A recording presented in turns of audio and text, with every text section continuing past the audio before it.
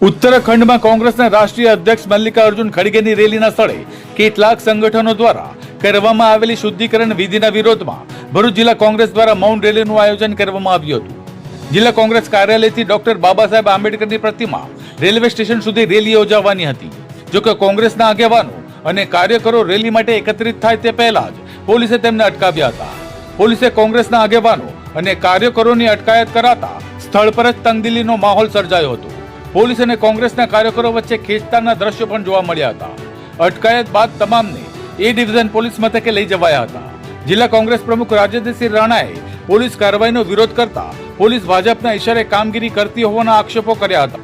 કાર્યક્રમના શહેર કોંગ્રેસ પ્રમુખ સલીમ અમદાવાદી, પાલિકા સભ્ય જુબેર પટેલ, જિગ્નેશ બ્રહ્મભટ્ટ, હેમેન્દ્ર કોઠીવાલા અને મહિલા આગેવાન જ્યોતિ તડવી સહિતના આગેવાનો કાર્યકરો ઉપસ્થિત રહ્યા હતા। જે રેલી યોજાઈ હલ્દીમાં, રેલી બાદ અમુક સંગઠનો ભેગા થઈને એને ગંગાજળ છાંટવામાં આવ્યું, એને પવિત્ર કરી એવું કહે છે એ લોકો।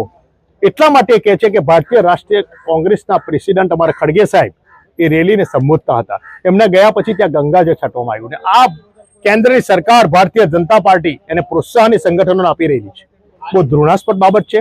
એના વિરોધમાં આજે અમે મારી જિલ્લા કોંગ્રેસ સમિતિથી બાબા સાહેબની પ્રતિમા સુધી પુલાર કરી જય ભીમના નારા સાથે અમે કોંગ્રેસ સમિતિથી નીકળતા 100-200 મીટરમાં ભારતીય જનતા પાર્ટીના ઇશારે ભરૂચ પોલીસે અમારી ધરપકડ કરી। ખૂબ જ ઘૃણાસ્પદ બાબત હતી, કોઈ અડચણરૂપ નહોતું ટ્રાફિક કે કોઈને, છતાં પણ પરમિશનના એક બહાનું કાઢીને અમારી ધરપકડ કરવામાં આવી। અમે પોલીસ સ્ટેશન લાવવામાં આવેલા છે। આ દેશમાં કેમ એ દલિત હતા એટલા માટે? ખડગે સાહેબ હિન્દુ નતા?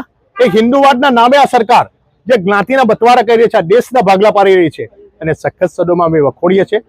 અને આ ભારતીય જનતા પાર્ટી પાસે તમે શું આશા રાખી શકો?